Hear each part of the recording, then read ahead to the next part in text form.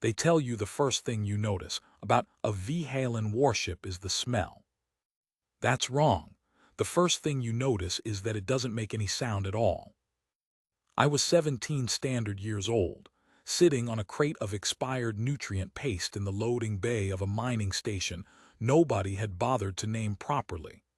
The registry called it Tessellate 9. Everybody who lived there called it the 9. And I watched a ship the size of a mountain range slide into our sky without so much as a hum. Our own tugs screamed when they moved. You could hear the plasma tearing itself apart. That was normal. That was human.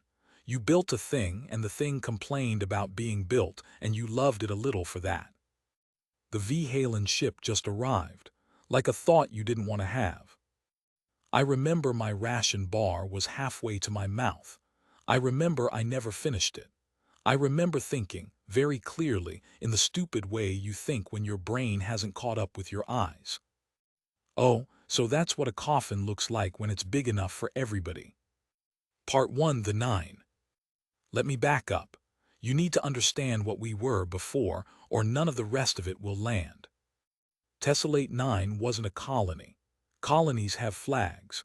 Colonies have a founding date on a plaque somewhere, and somebody's grandmother who remembers the first harvest. The 9 was a scab. A crust of habitat modules welded onto a chunk of nickel iron the size of a decent hill, parked in the shadow of a gas giant so ugly and so useless that nobody had come to argue about it in 80 years. We pulled rare metals out of the rock. We sold them to freighters who never landed. They'd hook the ore pods on a flyby and toss us a credit dump, and we tried very hard not to die. 9,000 people, give or take, 200 of them children, 400 of them too old to work but too stubborn to stop. One doctor. One doctor for 9,000 people. Remember that. It matters later. My name is Odessa Rill. My mother named me after a city that doesn't exist anymore, on a planet I've never seen, and she died before I could ask her why. My father lasted 3 years longer, and then a support strut in shaft 4 came down on him, and after that I belonged to the station the way a bolt belongs to a wall. I was a scrubber. That was my job. I crawled into the aerosic ducts. I was small. That was my qualification. And I scraped the fungal bloom off the filter membranes with a wire brush and a bucket of caustic. 12 hours on, 12 off. My hands were the color of old paper, and they cracked at the knuckles every winter cycle, and I got half a ration credit extra for hazard pay. That was my life. That was the whole shape of it. I want you to understand that I didn't have dreams. I had a bucket. And then Kadir Voss showed me the sky. Kadir ran maintenance on the exterior sensor mast, which is a fancy way of saying he was the only man on the 9 who was allowed to go outside. He was maybe 50. Big, soft-spoken, one eye milky from a welding accident he never explained. He had a laugh like a rock tumbler. He'd caught me stealing conduit wire. I was going to trade it for real soap. I remember that. I wanted real soap so badly it was almost religious. And instead of turning me in, he sat me down on the gantry with my stolen wire in my lap and said, "You ever look up? There's nothing up." "Girl," he said, "there is everything up. You just been too tired to lift your head." And he took me out, suited me up in a rig 3 sizes too big, clipped me to a tether, and walked me out onto the hull of the 9 like it was a porch. I want to tell you it was beautiful. It was, but that's not what I remember. What I remember is that it was quiet. Not station quiet, which is really just the sound of machines pretending they aren't dying. Real quiet. The kind that gets into your chest and sits there. And Kadir pointed at a smear of light and said, "That's the corridor. Big shipping lane. Everybody uses it. Everybody who matters anyway." Do we matter? He thought about that for a long time, longer than a joke would take. "We're here," he said finally. "That's not nothing." 3 weeks later the Vhaelen came. Part 2, the arrival. There'd been signals. I found that out afterward.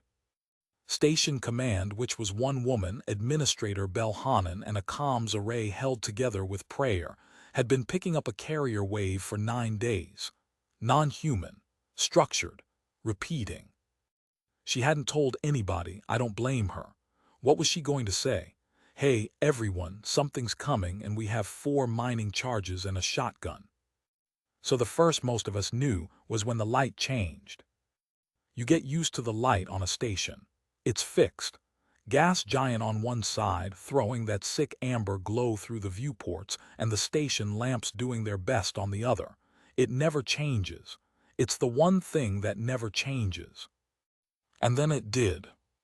The amber went out, just went out, like a hand over a lamp.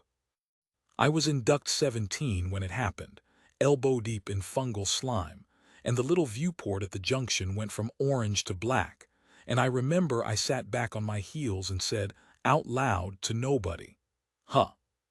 That's it, that's what I said, huh. Then the alarm started, and I heard 9,000 people begin to scream at the same time, and the sound came up through the duct like water in a pipe.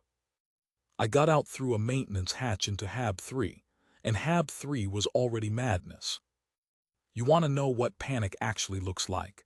It doesn't look like the vids. Nobody's running in a nice, orderly direction. People are just milling, turning in circles.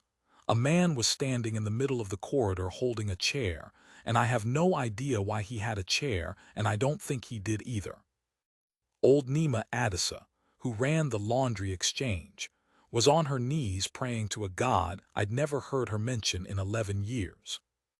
A kid, maybe 6, was screaming for his mother, and his mother was 4 meters away screaming his name, and they could not find each other in the crowd.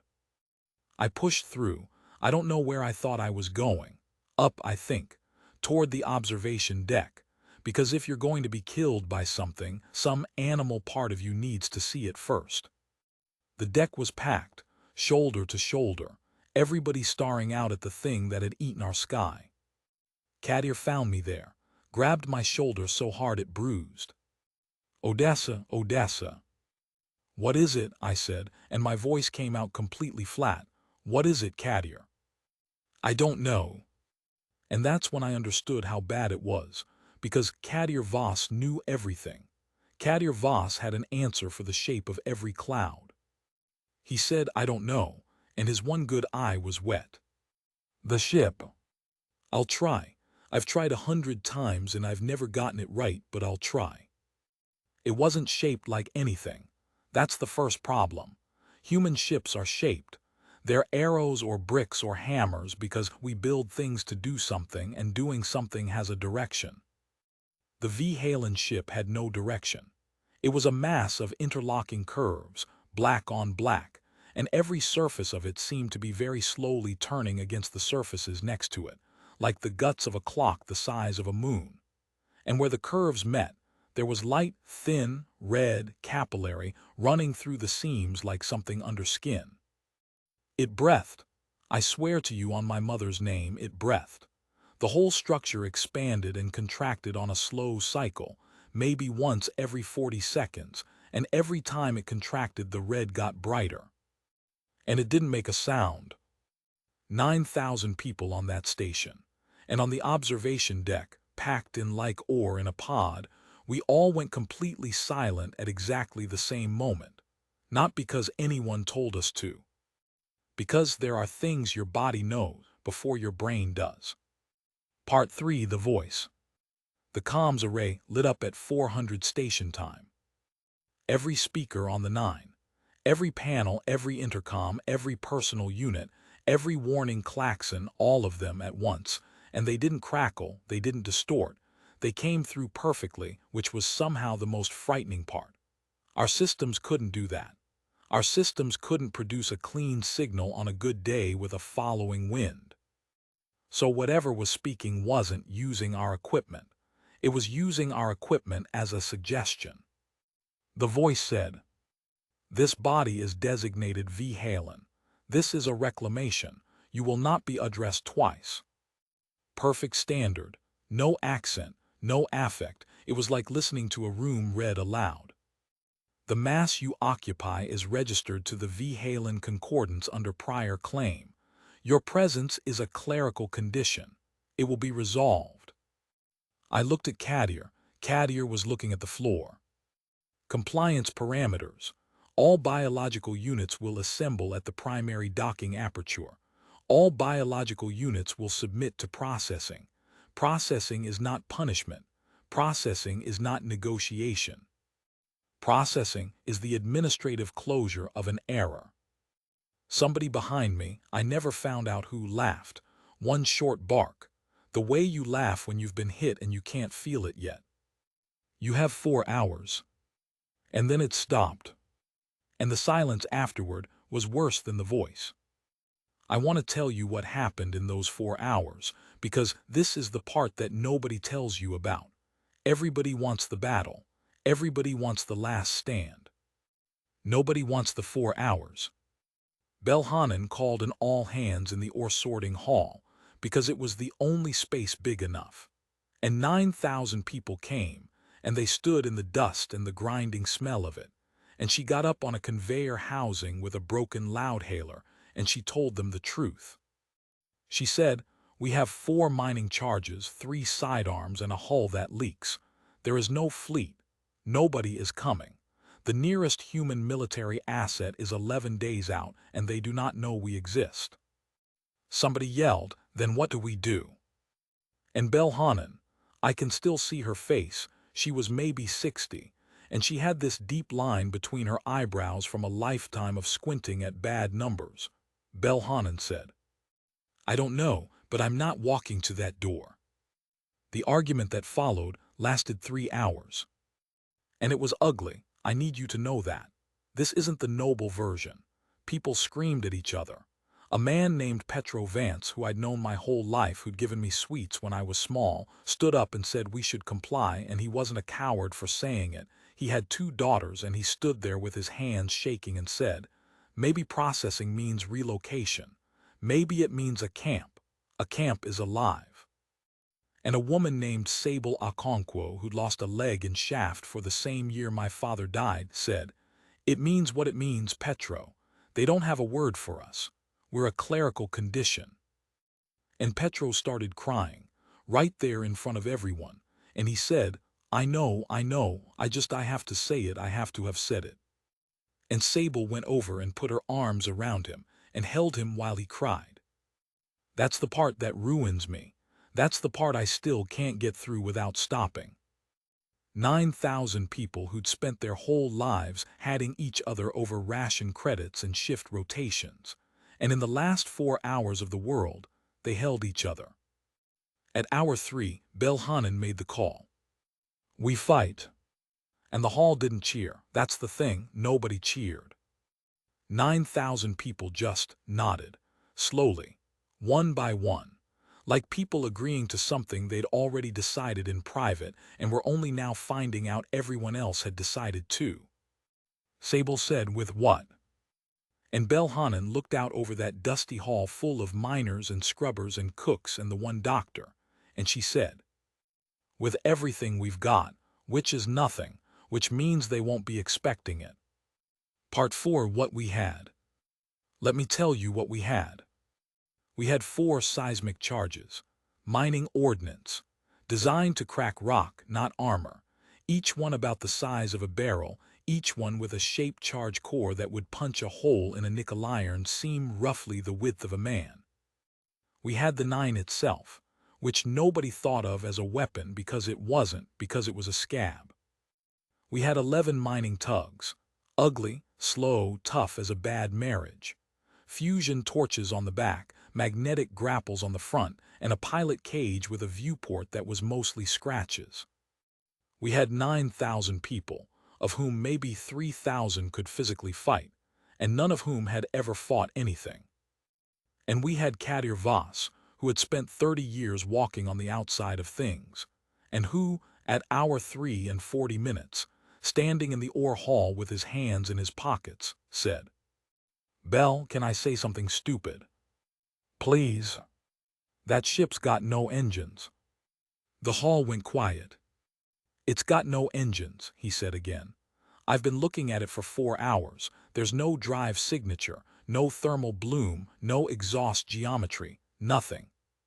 Somebody said, then how'd it get here? Don't care, said Kadir. Doesn't matter. What matters is whatever moves that thing, it's inside it. It's not something it puts out, it's something it is. Vhaelen leaned forward, meaning. Kadir smiled. It was not a nice smile. It was the smile of a man who has spent his whole life fixing things and has just realized he understands how something breaks. Meaning, he said, it's a machine that's shaped like an organism, and organisms don't have armor plating. Organisms have skin. He tapped the table. And skin, he said, bleeds. Part 5, the hour. The plan was insane. I want to be very clear that it was insane, and that everybody in that room knew it was insane, and that we did it anyway, because the alternative was walking to a door. 11 tugs, 4 charges, 3,000 volunteers on the hull with cutting torches and pry bars and whatever else they could carry, because Vhaelen had decided that if the Vhaelen sent boarders, they were going to have to earn every corridor. And me. I was in Duct 17, because that's what I was, that was my whole qualification. Vhaelen had come and found me personally, which I still don't understand, and she'd crouched down in front of me and said, Rill, you know the ductwork better than anybody alive. Yes, ma'am. If they board, if they get in, I need you to be the thing that moves faster than they do. You know every crawlway on the station. You get people out. Do you understand? You don't fight. You run and you take people with you. I said, yes, ma'am. She stood up, started to walk away. Then she stopped. Odessa. It was the first time she'd used my first name in 11 years. Yes, ma'am. She didn't turn around, she said. Your mother would be proud. And then she left. I sat there in the dark of Duct 17 with my wire brush in my hand, and I cried like a child. Part 6, the hour is up. At 800 station time, the voice came back. The window has closed. Non-compliance is registered, proceeding to resolution. And a piece of that black mountain of a ship opened. Not a hangar door, not an airlock. It just parted like a wound. The red capillary light flooded out through the gap, and out of the gap came the soldiers. They called themselves Vhaelen executors, we learned later. 4 meters tall, bipedal but wrong, too many joints in the leg, and the joints bent backward, and they moved with this awful smooth glide that had no bounce in it at all. Their armor was that same black, that same slow-turning surface, and their faces. They didn't have faces. They had a concavity, a dish where a face should be, and inside the dish the red light moving. 6,000 of them, give or take. 6,000 of them, against 9,000 miners. And the first thing they did, before they even reached us, while they were still crossing the gap, the first thing they did was broadcast on every channel. Cease, this is not survivable, cease and be processed. And Vhaelen, on the loudhailer on every speaker on the 9, said one word. She said, no. Part 7, the tugs. Cadets, sorry, force of habit. I've told this to a lot of soldiers over the years, and I keep slipping into how they talk.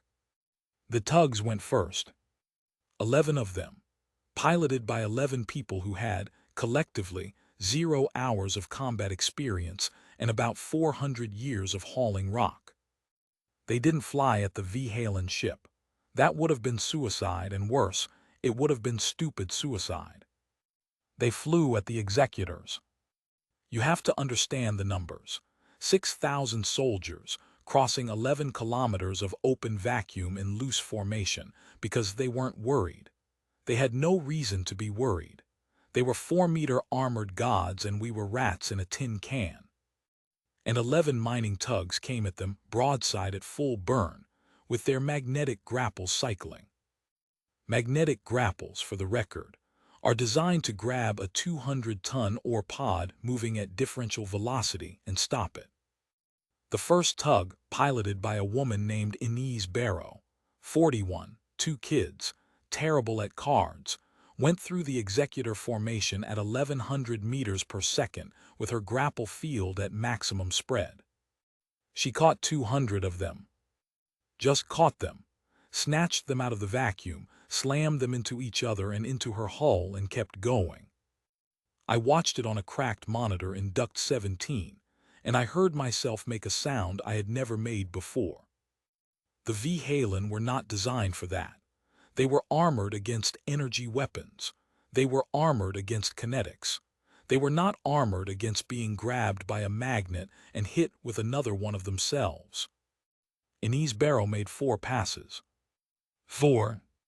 She killed somewhere between 800 and 1,000 executors before their return fire finally found her fuel line and turned her into a very brief, very bright star. And on the open channel, right before the end, she said, and every human being on the 9 heard it. She said, "That's for the ration credits, you ugly bastards." The other 10 tugs pressed in. They lost 6 in the first 4 minutes. Anselm Croft, who ran the still, the Vajuva brothers, both of them in the same tug, a kid named Toma who was 19 and had been flying for 8 months. But the 4 that were left had figured something out. The executors were coordinated, perfectly. They moved as one body. You'd fire at one, and the whole formation would shift, correcting, adapting like a shoal of fish. Which meant they were networked. Which meant they had a center of mass.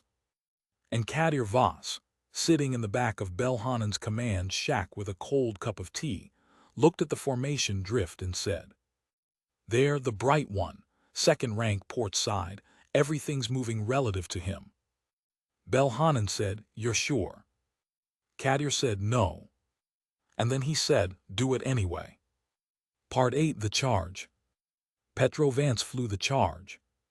Petro Vance, the man who'd stood up in the ore hall and said maybe processing means relocation, the man with 2 daughters, the man who had cried.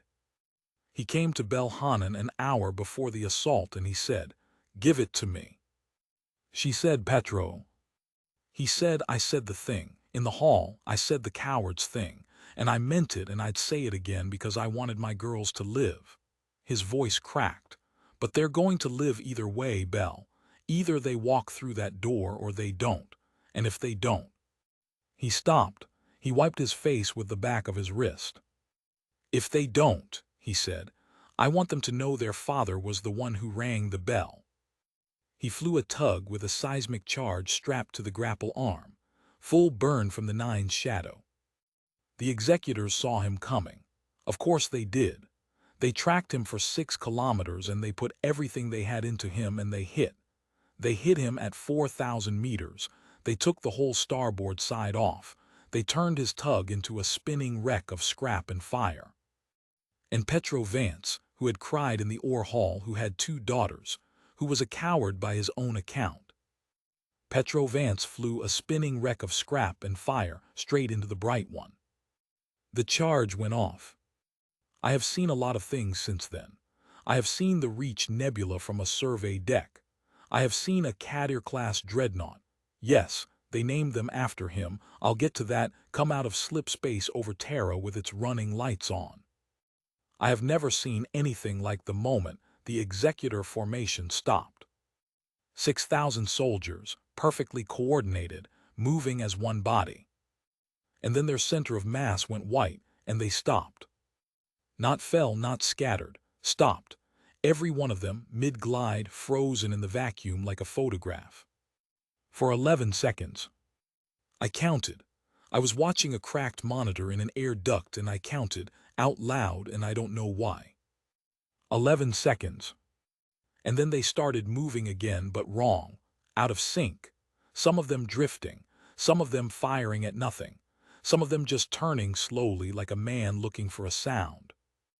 And Belhanen's voice came over every speaker on the 9, and she was screaming, and I had never heard her raise her voice in 11 years, and she screamed. They bleed, they bleed. Get out there and cut them. And 9,000 people who scraped fungus out of ducks for a living picked up their pry bars and their cutting torches and their wire brushes and went out to meet them. End of Part 1. Part 2 of 3. Part 9. The hoe. I broke my orders in the first 90 seconds. Vhaelen had told me, you don't fight, you run, you take people with you. And I meant to. I sat in Duct 17 with my hands over my ears while the boarding parties hit the outer hull, and I told myself I was being obedient. Then I heard the children. The nursery was in HAB 2. 200 kids under 12 and 3 minders, and a blast door that had been broken for 6 years because nobody could get the part. And the executors were coming through HAB 2. I have never moved that fast in my life. Not before, not since. 400 meters of ductwork, on my elbows and knees in the dark, with my hands cracking open on the ribbing.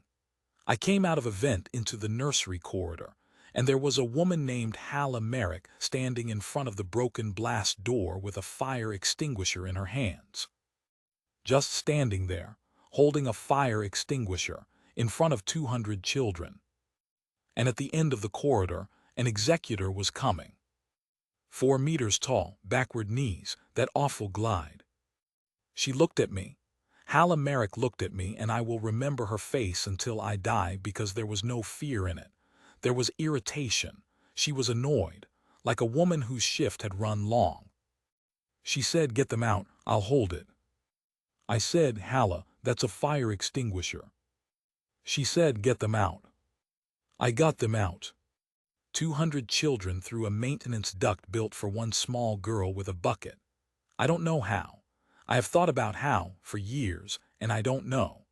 I went first and I pulled, and there were older kids behind me pushing, and we moved those children through 400 meters of crawl space in the dark while the station shook. I heard the fire extinguisher go off. I heard Vhaelen shouting something. I couldn't make out the words. I've never been able to, and I'm glad. I think I'd rather not know. And then I heard nothing from that corridor at all.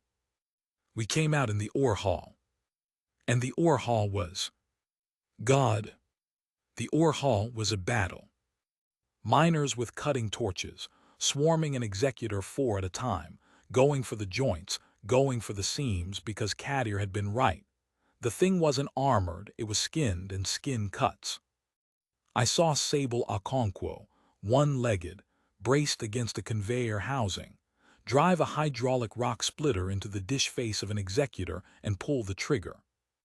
I saw a man I didn't know go under one of them and come apart, and I saw 4 other men I didn't know pull him out anyway, still trying, still dragging him, knowing he was gone. I saw Nima Odessa, 73 years old, who ran the laundry exchange, standing in the middle of the hall with a bucket of the same caustic solution I used on the filter membranes, my scrubbing chemical, and throwing it. And it worked. It ate the seams. It got in the joints and it ate. And the executors, for the first time, the executors recoiled. They didn't have a protocol for a 73-year-old laundry woman with a bucket of fungicide. Part 10. What the Vhaelen learned. I found out later, much later, when I was 34 and sitting in a briefing room on Terra with people who had a lot of questions. What happened on the Vhaelen ship during those hours? They had a word for what we did. They had to invent it. They didn't have one. The closest translation anybody's managed is refusal that costs. Because the Vhaelen Concordance had been doing reclamations for 11,000 years, 11,000, across 406 species. And every single one of those species had done one of 2 things. They had complied, or they had fought rationally, which is to say, they had fought until the cost of fighting exceeded the value of what they were fighting for, and then they had stopped, because that is what a reasonable organism does. 406 species, 11,000 years, not one exception. And then 11 mining tugs. The Vhaelen after report, we have it, we took it. That's a whole other story, contains a line that gets quoted a lot in the academies now. Cadets get it tattooed. It's on the wall at Inez Barrow Station. It reads, "The biological units did not calculate. Query, with what did they decide?" Part 11 The door. We lost the ore haul at hour 2. There were just too many of them. 6,000 executors minus whatever Petro Vance took with him, minus whatever the tugs got, minus whatever the torches and the pry bars and the buckets of caustic got, and it was still thousands. And there were fewer of us every minute. Vhaelen pulled everyone back to the reactor level, which was not a plan, which was the absence of a plan. It was just the last door. And I was there. I'd gotten the children into a sealed cargo hold on Deck 9, and I told the oldest one, a girl named Wren, 11 years old, freckles, front tooth missing. I told her, do not open this for anyone, and she'd looked at me very seriously and said okay, and I had shut the door on 200 children and gone to find the fight, because I could not do anything else. Kadir found me in the reactor corridor. He was covered in blood, not his. He looked at me and he said, "You didn't run." "No." And he laughed, that rock tumbler laugh, in the middle of all of it. "Course you didn't," he said. "You looked up." Vhaelen was at the reactor console. She had maybe 400 people left with her, 400 out of 9,000. And she was doing something to the console, fast, precise, the way you do a thing you've already decided. Sable Akonkwo said, "Bell, what are you doing?" And Vhaelen said, without looking up, "That ship has no engines." So it's hungry," she kept typing. Kadir was right. Whatever moves it is inside it. It's not a machine that carries a power source. It's a machine that is a power source. And it came here to a rock in the middle of nowhere that nobody wants, that has no strategic value. She stopped typing. "Because we have a fusion reactor." The corridor went very quiet. "They're not conquering us," Vhaelen said. "They're eating. This isn't an invasion, it's a feeding. That's what reclamation means. That's why they call us a clerical condition. We're not enemies. We're lunch, and we had the audacity to be on the plate." She turned around.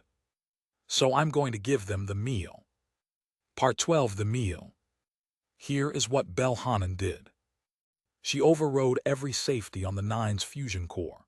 She spooled the containment field down to nothing and up to everything, in a cycle, and she tuned it. She tuned the emission profile until it screamed on exactly the frequency the Vhaelen ship's capillary light was pulsing at. She made the reactor sing to it. And the ship, that mountain, that coffin, that thing that had eaten our sky. The ship came closer. It couldn't help it. That's the thing. That's what we learned.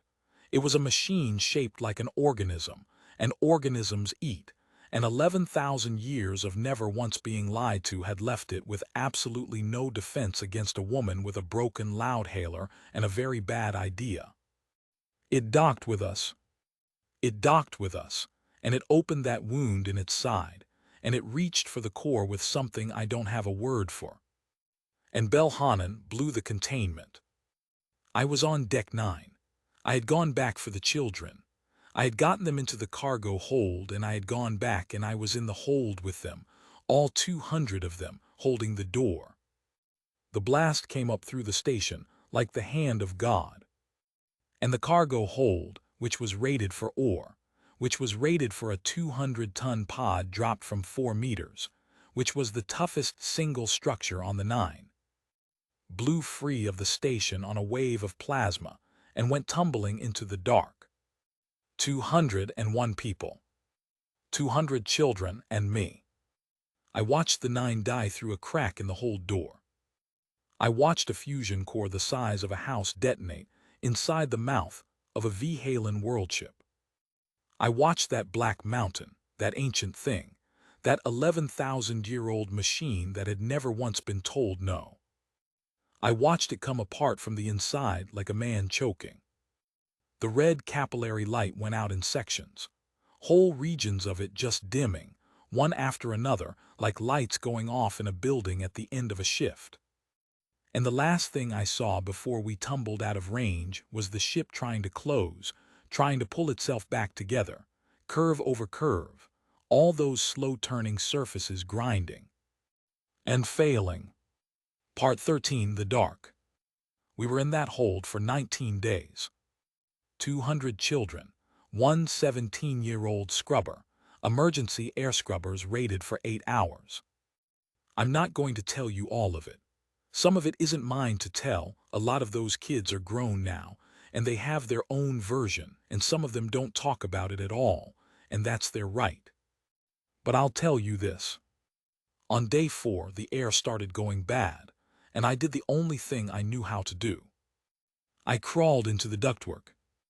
I scraped the filter membranes with my fingernails because I didn't have a wire brush, and I got the bloom off them, and I rotated them by hand every 6 hours for 15 days, and I did not sleep more than 90 minutes at a stretch for the entire time. The children took shifts holding the flashlight. Ren, the 11-year-old with the missing tooth, Ren organized them. 11 years old. She made a roster. She made a roster on the inside of a ration wrapper with a piece of wire, and she ran that hold like a station, and when the little ones cried, she told them stories. She told them about Inez Barrow, who caught 200 soldiers with a magnet. She told them about Petro Vance, who rang the bell. She told them about Hal Emerick and the fire extinguisher. She told them about Nima Adisa, 73 years old, and her bucket. And she told them about Vhaelen, who looked at the oldest machine in the galaxy and lied to it. She got some of it wrong. She was 11. She got the names mixed up sometimes, and in her version Inez Barrow said something a lot ruder, and honestly Inez probably would have preferred it. But she told them. 19 days in the dark, and an 11-year-old girl kept 9,000 people alive by saying their names out loud. The Terran survey vessel Constant Redress found us on day 19. Their captain, a man named Idris Naval, who I still send a card to every year, later testified before the assembly that when they cracked our hold, they expected a mass grave. What they found was 200 children, in ranked order, sitting quietly with a roster, and a 17-year-old girl asleep in an air duct with her hands ruined down to the bone, because she'd been scraping filters for 15 days and had crawled in for a nap and hadn't come out. Captain Naval said, and this is in the record, you can look it up, he said. I thought we were rescuing survivors. We weren't. We were interrupting a shift. End of Part 2. Part 3 of 3. Part 14, The Question. The Vhaelen ship didn't die. I want to be clear about that, because the popular version says it did and it didn't, and the difference matters more than anything else in this story. It broke, badly. Vhaelen's core blast took out something like 40% of its mass, and every one of its executor bays and, critically, the thing at its heart that the Concordance calls, in translation, the sovereign lattice. The ship's mind. Not destroyed, broken, which are different words. It drifted for 4 years in the shadow of that gas giant, dark, silent, dying by degrees, while humanity, which had never been in a war, which had spent 2 centuries assuming it was alone and unimportant, built the fastest, ugliest, most desperate military in recorded history and came looking for it. Because here's what happened when the Constant Redress brought us home. Captain Naval submitted his report. It went to a subcommittee. The subcommittee had a lot of questions about Tessellate 9, and about a mining station that had been reduced to a debris field, and about the enormous alien wreck sitting in the middle of that debris field like a broken tooth. And somewhere in that report was Ren's roster. The ration wrapper, scratched with a piece of wire, 200 names in an 11-year-old's handwriting, with a column marked flashlight and a column marked sleep and a column marked tell a story. And a note at the bottom in the same hand. Odessa is in the duct. Do not wake her. She is working. They put that ration wrapper in a case. It's in the assembly building now. Ground floor, main hall, where every representative walks past it on the way in. The plaque under it says nothing about the battle. There's no casualty figure. There's no tonnage of enemy ships destroyed. The plaque says one thing. It's the line Captain Naval put in his report, and the assembly voted unanimously to leave it as the whole inscription, and there was not a single amendment offered. They did not have a plan. They had each other. It was enough. Part 15. What I did after. I was 17 years old, and I was the most famous human being alive, and I did not handle it well. I want to say that plainly because I've spent a long time being turned into a statue, and I would like, for once, to be a person in this account. I drank. I drank a great deal for about 2 years. I broke a man's jaw in a bar on series because he asked me what it was like to watch. I refused every medal, every commission, every interview, and then I accepted a few because I needed the money, and then I refused them again and gave the money away and refused to explain why. I did not go to a single memorial, not one, not for 11 years. Because, and I only figured this out much later, sitting in a very small room with a very patient woman who was paid to listen to me. Because I was ashamed. 9,000 people fought. 400 people made a last stand at a reactor. Vhaelen stood in front of a door with a fire extinguisher and chose.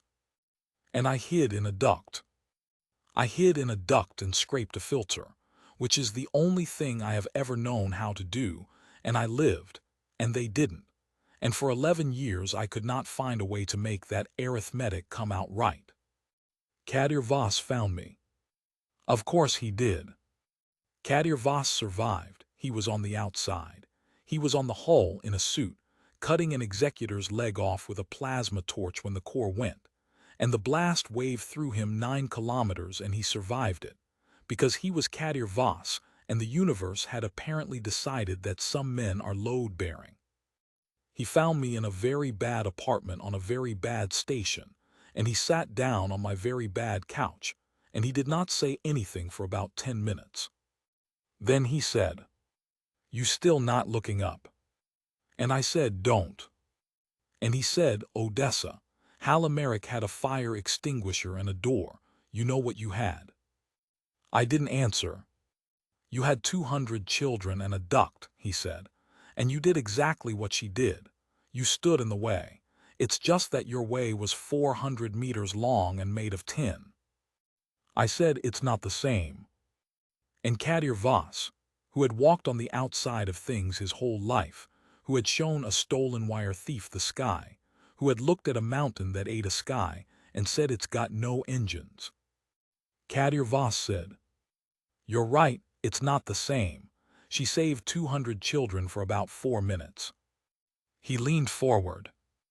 "You saved them for 19 days, and then for the rest of their lives, and every single one of them is out there right now, walking around, being a person, because a 17-year-old girl who thought she was nobody decided that the fungus in a filter membrane was not going to be the thing that got them." He stood up. "You want to be ashamed," he said. "Be ashamed on your own time, but do not be ashamed at them. They're alive. That's not nothing. That's not nothing." Same thing he said to me on the hull. Same 3 words. I went to the memorial that year. Ren was 22 by then. She met me at the door. She'd grown up tall, taller than me, and she still had the gap in her teeth because she decided not to fix it, and she had a fleet uniform on with a navigator's flash on the shoulder.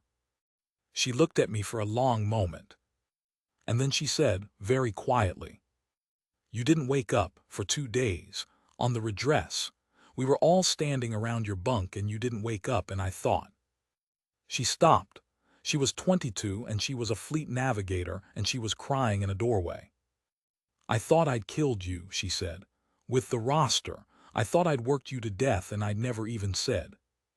I said, Ren. She said, what? And I said the only true thing I have ever known how to say. I said, you kept the flashlight on. Part 16, The Daughter.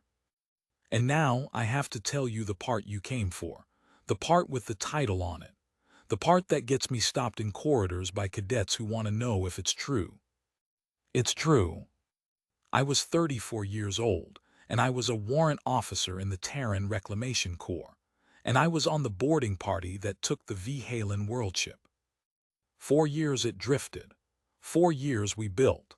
And when we came for it, we came with 211 vessels, and a doctrine that every other species in the galaxy had spent 11,000 years being unable to imagine, which was, in its entirety, go inside, cut what bleeds.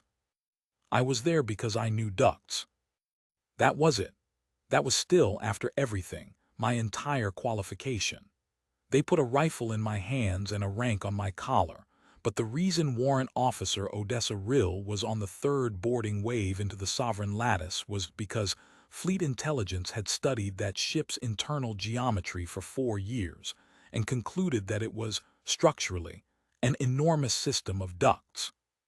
Life support, circulation, capillaries. It was skin all the way down. And humanity had one woman alive who had spent her formative years on her elbows in the dark with a wire brush, learning exactly how a thing like that breathes. We went in through a seam. It was, you have to understand, it wasn't like a ship in there. It wasn't corridors and bulkheads. It was chambers, soft-walled, warm. The walls gave when you pushed them, and the red light ran through them in threads, dimmer than it had been but not out. And it was quiet, same quiet as the hull that first night with Cadier, that quiet that gets in your chest. We went 4 kilometers in. We lost 11 people to defense systems that were still half awake and firing at ghosts. We cut through 19 membranes, and every one of them bled something that wasn't blood and wasn't oil, and I have never wanted to know what it was. And then we came into a chamber that was. It was a nursery. I want to be very careful here, because this is the part where everybody gets it wrong. The vids all make it a throne room. There's always a throne in the vids. There's always a big dark seat with a big dark figure on it. There was no throne. There was a nursery. A chamber maybe 40 meters across, with the walls curved in soft and low. And in the middle of it, a cradle. I don't know what else to call it, a cradle of interlocking black curves, slowly turning, with the red light running through it thick and bright and warm, warmer than anything else on that dying ship. And inside the cradle a child. She was not a child. I know that. I've been told at length by xenobiologists with a great deal of patience that the entity designated Vhaelen Sovereign Successor Instance 9 was not a child, was not female, was not a she, and that my persistent use of that word in official testimony has caused 11 years of taxonomic argument. I don't care. She was a child. She was 3 meters of black articulated architecture, and she had those backward-bending legs, and where her face should have been there was a dish, and inside the dish the red light was moving. And she was curled up. She was curled up, in the way that a thing curls up when it is small, and the world is large and cold, and it does not know what is going to happen next. And the ship around her was dying. 4 years of it. Every system failing by degrees, the light going out section by section, the great slow-turning surfaces grinding to a stop. And every last thread of power in that entire 11,000-year-old mountain was being rooted into that cradle. The ship was starving itself to keep her warm. My team leader, a lieutenant named Vhaelen, good man, hard man, raised his rifle. And I said, wait. And he said, Rill. And I said, wait. Here's what I need you to understand about that moment. I had every reason. 9,000 people, Vhaelen at a console, Hala Merrick with a fire extinguisher, Petro Vance flying a burning wreck into the bright one so his daughters would know he rang the bell, Inez Barrow saying that's for the ration credits on an open channel with 4 seconds left to live. My father under a strut, my mother in a place I never saw. Every reason. And I stood in that chamber, 34 years old, with a rifle in my hands, and I looked at a curled-up thing in a cradle in the belly of a dying god. And I could not do it. Not because of mercy. I want to be honest, and mercy isn't what it was. It wasn't noble. It was that she was curled up. That's it. That's the whole reason. That's the entire mechanism by which a species that had killed 6,000 soldiers with mining tugs and a bucket of fungicide declined to finish the job. She was curled up, and I knew that shape. I had held 200 children in a cargo hold for 19 days, and I knew exactly what that shape meant, and I did not care what species it belonged to. She spoke. The light in the dish moved, and the words came out of the chamber walls, out of the ship itself, and they were not the flat administrative voice from the speakers on the 9. That voice was gone. That voice had been the lattice, and the lattice was broken. This was something else, something young and wrong and learning, and it came out in a whisper because it was the last power the ship had left to spend. And what she said was, "You have no home." I said no. The mass you occupy was resolved. There is no return location. This body has read your fleet's carrier signal. There is no tessellate. You have no home. No, I said, I don't. And there was a pause, a long one. The red threads in the walls dimmed and came back. And then the Vhaelen king's daughter said the thing that ended a war. She said, "This body has no maternal instance. The lattice is silent. There is no return voice. This body has no." And she stopped, because there wasn't a word. 11,000 years and 406 species, and the Vhaelen concordance had never needed the word, because the lattice had never once gone silent before, because nobody had ever said no. So she took the word out of my language, out of our carrier signal, out of 2 centuries of human broadcast that she'd been reading in the dark for 4 years while her ship starved itself to keep her warm. And she whispered, "Your mother. You don't have a home," she said, "and I don't have a mother." And then quieter. Query. Nobody moved. 11 armed human beings in the belly of a dead god, and nobody moved. And Lieutenant Vhaelen, who had lost his whole family at Kepler Drift, who had reasons, who had every reason. Lieutenant Vhaelen lowered his rifle, slowly, all the way.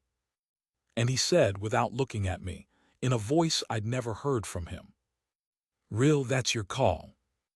I walked over to the cradle. I put my hand on it. It was warm, warmer than my hand. And I thought about a woman named Vhaelen crouching down in front of a 17-year-old scrubber and saying your mother would be proud, and then walking away without turning around, because she already knew what she was going to do and she couldn't look at me while she knew it. I thought about Nema Odessa and her bucket. I thought about Kadir Voss on a hull, saying there is everything up. You've just been too tired to lift your head. And I thought, and this is the part I've never said in testimony, and I'm saying it now, and they can do what they like with it. I thought, every single one of them died to say no to a machine that had never been told no.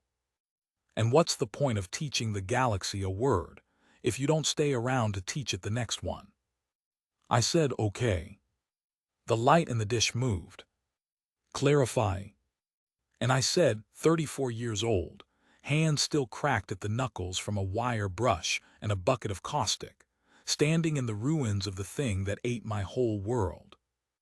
I said, "You want to know what a mother is?" Query. "It's not a species," I said. "It's not a design. It's not something the lattice hands down." I took my hand off the cradle. "It's the one who stays," I said, "when staying is stupid, when it costs everything, when every number says walk to the door and get processed and don't make it worse. The red threads in the walls pulsed, very slowly. That's all it is, I said. That's the whole thing, somebody who won't leave. And the Vhaelen king's daughter was quiet for 11 seconds. I counted, I don't know why I always count. Then she said, "Then this body understands the mining vessels.